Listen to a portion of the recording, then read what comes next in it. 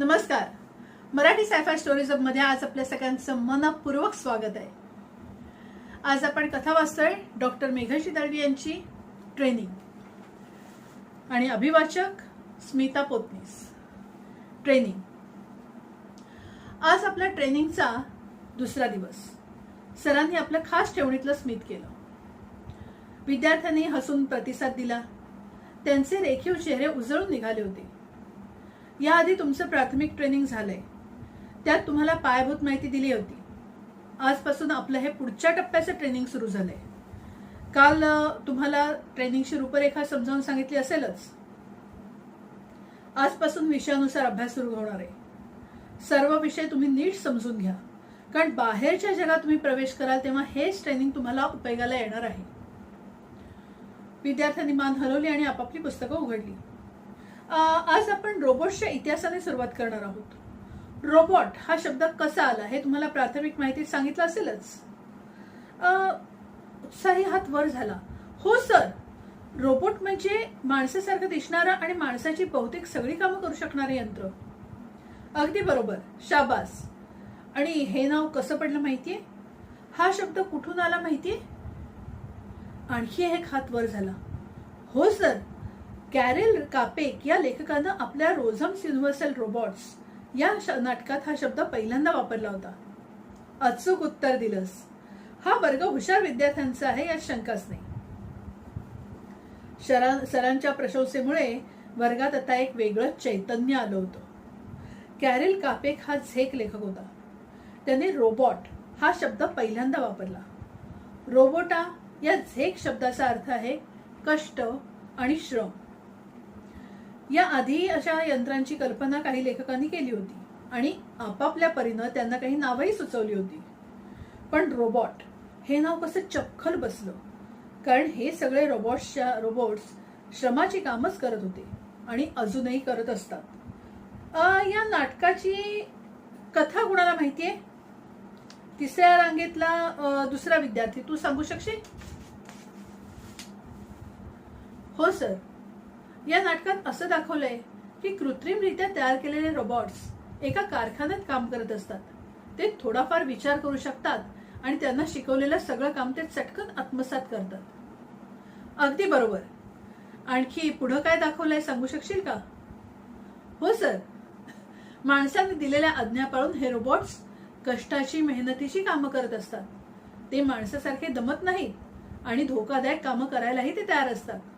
वा, फारच छान सांगितलंस.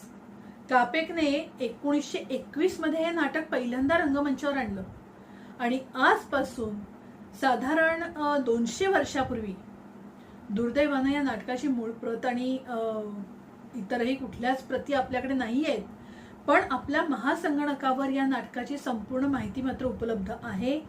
तुम्ही ती नंतर सवडीनं सविस्तर पाहून घ्या. विद्यार्थ्यांनी उत्साहाने हा मुद्दा टिपून घेतला. सरांनी व्याख्यान पुढे सुरू ठेवलं. थोडक्यात काय तर रोबोट हा माणसाने तयार केलेला त्याचा सेवक आहे. कष्टाळू, इमानदार आणि नम्र सेवक. लक्षात राहील ना? रोबोट म्हणजे काय, त्याचं काम काय, सगळं नीट ध्यानात ठेवायचं. सर, एक शंका आहे. एक हात दबकत दबकत वर झाला. विचार. सर, मला एक शंका आहे, विचारू का? जरूर विचार. मला असे चौकस विद्यार्थी फार आवडतात. विचार ना. सर, मी असं ऐकलंय की कापेकचं खरं नाटक वेगळंच होतं. काय? हो, म्हणजे त्या नाटकाचं खरं कथानक वेगळं होतं. हो, म्हणजे त्यात ना अखेरीस म्हणजे असं म्हणतात की त्यात शेवटी रोबोट्स माणसाविरुद्ध बंड करून उठतात, जग आपल्या ताब्यात घेतात आणि माणसांना गुलाम म्हणून वागवतात. एका दमात बोलून झाल्यावर त्यांनी घाबरतच सरांकडे पाहिलं. नॉनसेन्स. सरांना राग आवरत नव्हता. काय वाटेल ते बोलतोयस तू? एका अभिजात नाटकाची अशी विल्हेवाट लावायचं धाडस तरी होतं कसं? तरी त्या धाडसी विद्यार्थ्यांना नेट लावून धरला. पण सर, तेच मूळ नाटक काय म्हणतात. अशक्य. असा फालतू शेवट कोण कसा करू शकेल आणि का म्हणून करेल? माणसावर विजय कदापिही शक्य नाही. कापेकच्या काळात तर रोबोट्स इतके प्रचलितही झालेले नव्हते आणि त्यांना एवढी शक्ती असण्याची कल्पना तरी कोणाच्या मनात कशी येईल. सरांचे डोळे लालबुंद झाले होते. कापेकने तशी कल्पना केली होती, एक शक्यता म्हणून पाहिलं होतं सर. कोण म्हणतं अशी शक्यता, अशी अवास्तव शक्यता असू तरी शकते का? आणि कोण म्हणतं की खरं नाटक असं होतं म्हणून? एका माणसाने, म्हणजे एका वृद्ध माणसाने एकदा मला सांगितलं. कुठे भेटला म्हातारा तुला? सरांनी नजर रोखून विचारलं. प्राथमिक ट्रेनिंग मध्ये? नाही, दुसरीकडे एकदा. दुसरीकडे? ट्रेनिंग सोडून दुसरीकडे कुठे गेला होतास तू? कुठे ते सांग नक्की, म्हणजे त्या म्हाताऱ्याचा रिपोर्ट देतो सरकारला. सर मला सांगता नाही यायचं सर. का नाही? अरे बोल की. आणि त्या म्हाताऱ्याला कोणी सांगितलं? एकदा एका कैद्याने, म्हणजे तो म्हाताराही तुरुंगात होता तेव्हा तिथे दुसऱ्या एका कैद्याने त्याला सांगितलं होतं. वा, फारच छान. कोणत्या तरी माथे फिरू कैद्याच्या गोष्टींवर तुम्ही विश्वास ठेवणार आणि मी इथे मान्यता प्राप्त इतिहासाच्या पुस्तकातून सांगतोय त्याला तुम्ही खोटं पाडणार? उत्तम वर्ग मिळालाय मला. नाही सर, मला फक्त माझ्या शंकेचं निरसन करून घ्यायचं होतं. चूक झाली सर. त्या विद्यार्थ्याला आता भीती वाटायला लागली होती. का? अशा वेळपट शंका विचारलेल्या मला अजिबात चालत नाहीत. अवसान सांभाळत पूर्ण वर्गाकडे जरबेने पाहत सरांनी एक एक शब्द सावकाश ठासून उच्चारले. या मूर्ख विद्यार्थ्याकडे तुम्ही मुळीच लक्ष देऊ नका आणि एवढं नीट लक्षात ठेवायचं की रोबोट्स माणसाचे गुलाम म्हणून तयार केले आहेत आणि ते गुलाम म्हणूनच राहणार. त्या चुकार विद्यार्थ्याला हाताला धरून सर वर्गाबाहेर पडले तेव्हा टाचणी पडल्याचाही आवाज येईल इतकी शांतता वर्गात भरून राहिलेली होती. मग हळूच एक आवाज आला. पण सत्य काय आहे? कुणास ठाऊक. रोबोट्स माणसाचे गुलाम म्हणून राहतात की माणसांनाच गुलाम बनवतात? काय खरं असेल त्या नाटकात? दुसरा कुठला? आणि सर एवढे चिडले का? तिसऱ्याने विचारलं. पुन्हा एकदा वर्ग स्तब्ध झाला. मग पहिलाच आवाज परत आला, पण यावेळी जरा जास्त स्पष्ट आणि ठासून. त्या 200 वर्षापूर्वीच्या नाटकात काही का दाखवलं असेल, पण कल्पना किती अफलातून आहे ते बघा. मी म्हणतो आपण असा विचार का करू नये?